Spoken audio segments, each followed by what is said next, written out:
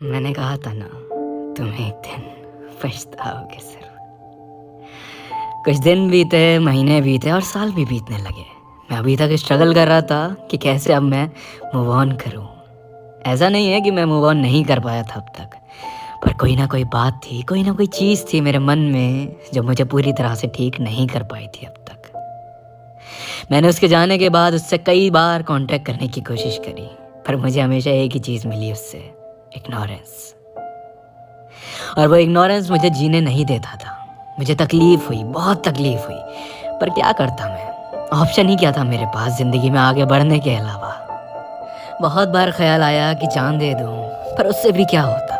इतना बुज़दिल भी नहीं था मैं कि मैं किसी के धोखा देने पर खुद को और अपने परिवार वालों को सज़ा देता। मैं आगे बढ़ता चला गया, न रुका न थमा और ना ही पीछे मुड़ कर देखा। यादों के सहारे ही सही, पर मेरी ज़िंदगी रुकी नहीं उसके लिए, ना मैंने फिर इंतज़ार किया उसका।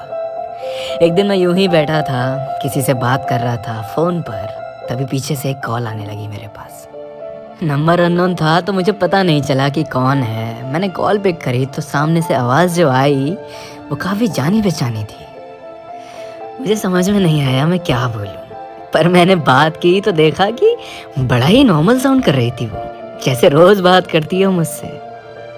मुझे देख के बहुत उलझन हुई। उसने पहले मुझसे मेरे हालचाल लिए, फिर मुझसे ये भी पूछा मैं क्या कर रहा हूँ, किसके साथ हूँ आजकल, और फिर बात करते करते उसने जो रोना शुरू किया है वो काफ़ी ज़्यादा सरप्राइजिंग था।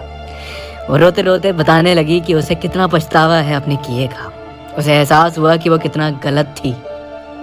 जिस प्यार के लिए उसकी सोच ये बन गई थी कि ये तो हर कोई दे सकता है, आज उसी प्यार के लिए तड़प रही थी वो। मेरे मन में उसके लिए कोई फीलिंग्स नहीं थी। मुझे बुरा ज़रूर लग रहा था उसको इस हालत में देखकर, पर मैं खुद को सौंप नहीं सकता था गलत हाथों में एक और बार।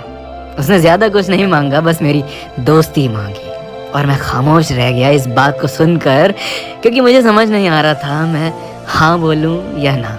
मैं जानता हूँ एक इंसान को अपनी गलती का एहसास हो जाए, इससे बड़ी कोई बात नहीं होती दुनिया में, और ऐसे लोगों को माफ़ कर देना चाहिए। मैंने कुछ देर सोचा और फिर जवाब दिया, सॉरी, अब ये नहीं हो सकता।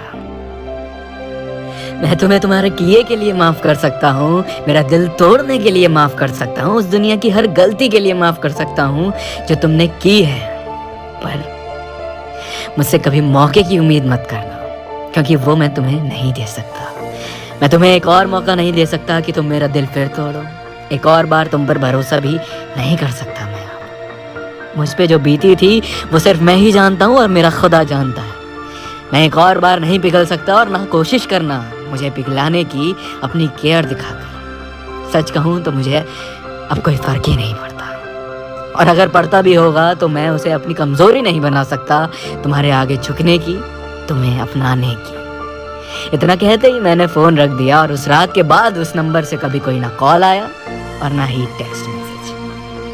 मुझे नहीं पता मैंने गलत किया या सही, पर मैंने शायद इतने सालों में पहली बार खुद को चूज़ किया, खुद की सेल्फ रिस्पेक्ट को चूज़ किया, अपनी रूह के बारे में सोचा, अपने टूटे दिल के बारे में सोचा, जो कि हम बहुत कम करते हैं। हमेशा दूसरों को आगे रखना, हमेशा दूसरों के बारे में सोचना, हमेशा दूसरों को प्रायोरिटी देना। जाहिर सी बात है, अगर तुम दूसरों के हाथ में अपनी ज़िंदगी का, खुशियों का रिमोट कंट्रोल रख दोगे तो तुम एक्सपेक्ट भी कैसे कर सकते हो कि तुम हमेशा खुश रहोगे।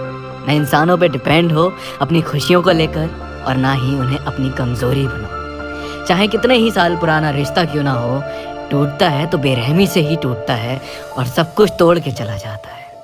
ये उसका कर्मा था, जो उसके साथ भी वही हुआ जो उसने मेरे साथ भी किया। बस इसीलिए मुझे विश्वास हो गया कि अपने कर्म सही रखो, बाकी जो दूसरों को करना होगा वो हर हाल में कर लेंगे।